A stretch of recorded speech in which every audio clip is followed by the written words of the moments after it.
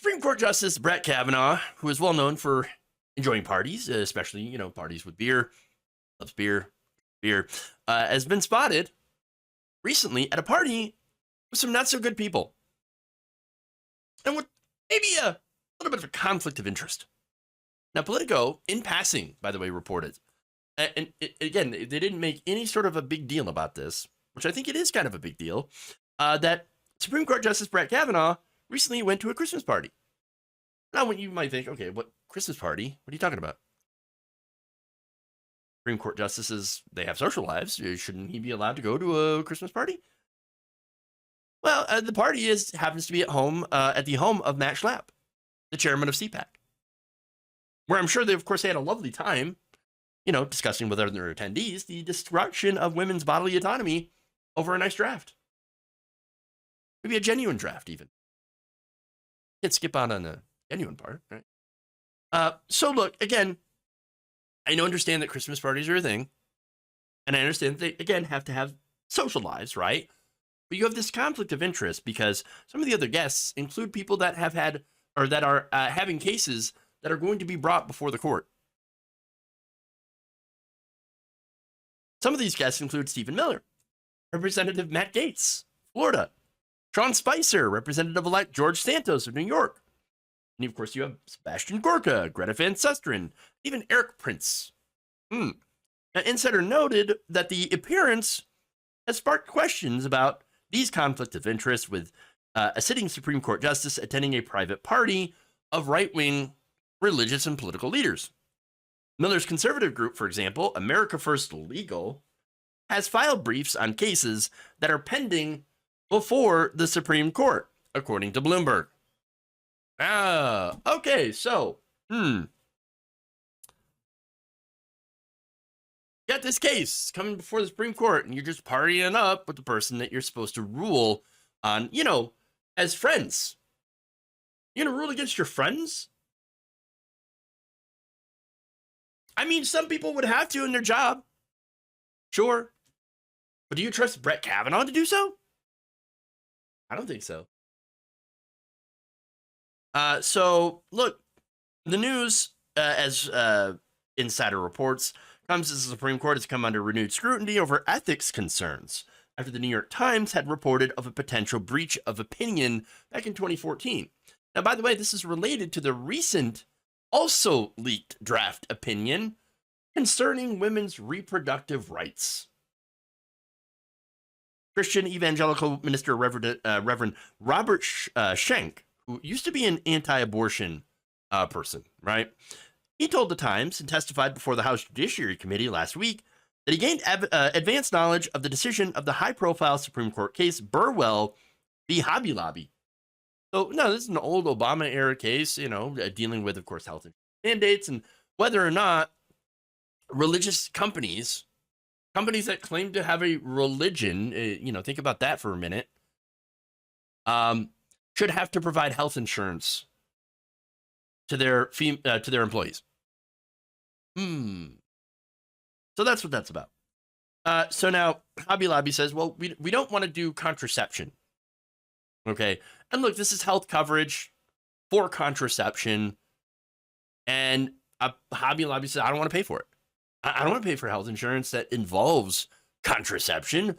That would mean I support, lifestyles that I don't agree with. Those damn slutty women. We don't like that. I don't like when women have sex. I don't like that at all. Funny enough, they wouldn't cover, they wouldn't go against covering Viagra. So wait a minute here. So contraception bad, dick pills good. That was according to the Supreme Court. Okay.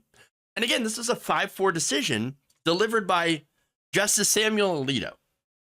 They ruled that paying for insurance that covered contraception violated religious freedoms of privately held for-profit corporations, which again is insane when you think about what they are. These are for-profit private corporations.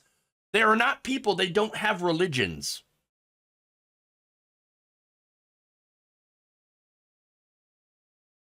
Now, Schenck is a former, again, anti-abortion activist, told congressional lawmakers that he had been involved in a decades-long effort to do this very thing, to influence the thinking of some of the conservative Supreme Court justices in order to pass, or I'm sorry, not pass, but in order to challenge and cement right-wing religious views under the guise of, for example, religious liberty, right?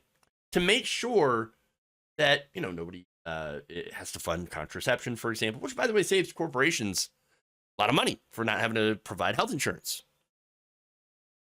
or specific types of insurance coverage.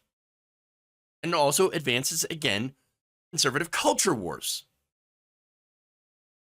So now he also testified that after he was told the decision, before it was made, before it was public, it was already made and leaked out. This is a draft decision. And they said, oh, we're still deliberating. We're still, coming up. This is just one of the possible draft opinions, which turned out to be, of course, the exact opinion. And it, again, happened as well in Dobbs, which stripped away reproductive freedom for millions of people in this country. Anyone with a uterus being affected by this? But he said that, he was given advanced knowledge of this and used that time in order to prepare media and PR in favor of this decision. So understand how closely these conservative activists work with the court. And now this is at the same time where you had right-wingers that were constantly calling liberal justices activist justice, activist judges, all activist judges, liberal judges. We got to get, the court is too partisan. It's too partisan. Now it's actually massively partisan. And what are Republicans saying? Oh, no, this court's totally fine. What are you talking about? No issues with this court. No, none at all. None at all. Now, understand this is a gigantic conflict of interest and is deeply, deeply unethical. Now, the Times also explained that he had gained access, Mr. Schenck, to the court through favors traded with gatekeepers and through wealthy donors, his organization.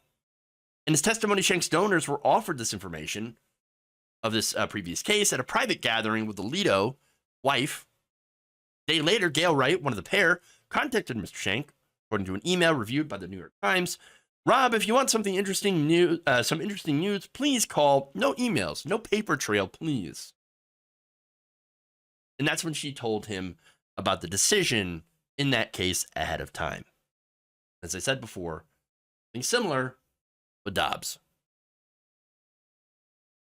Alito also wrote the majority opinion on that.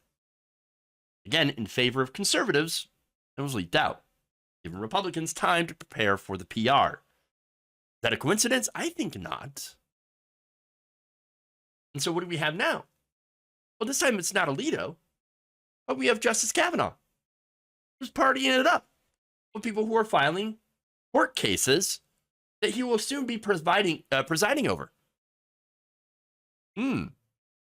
So, as I said before, this court is deeply right-wing, and it seems like just going out and going to these very hard-right conservative groups and parties, partying it up with these terrible people, they're rubbing it in our face. Kavanaugh doesn't care. Remember, the court is supposed to be not partisan. But you can see where their loyalties lie in the people that they hang out with. And as I said, I understand that they have social lives, and I get it. But because of their actions, they have shown that they are deeply, deeply partisan. They're not going to rule in a way that is actually based on law, but just based on the people that they like and the ideology they already agree with. Why else would you go to Matt Schlapp's party? Unless you agree with Matt Schlapp. You think he's going to invite some, Sotomayor? No, of course not. That's the issue. So you have these very nakedly partisan events hosted by these, again, conservative and religious organizations that are, of course, going to try to use those events to, and maybe they don't even have to influence Kavanaugh in these regards, because guess what? Kavanaugh was already on their side, has already been on their side, and was always on their side. And so this is just them, him rubbing it in our face that, of course, I'm partisan. Of course, I'm going to always side with these people if I can. And, have fun with that. Good luck. Because I'm, still pretty young, and I'm going to spend the rest of my life. If you're, if you're somebody who cares about the Constitution, you care about law, and if you're on the left, I'm going to spend the rest of my life making your life worse.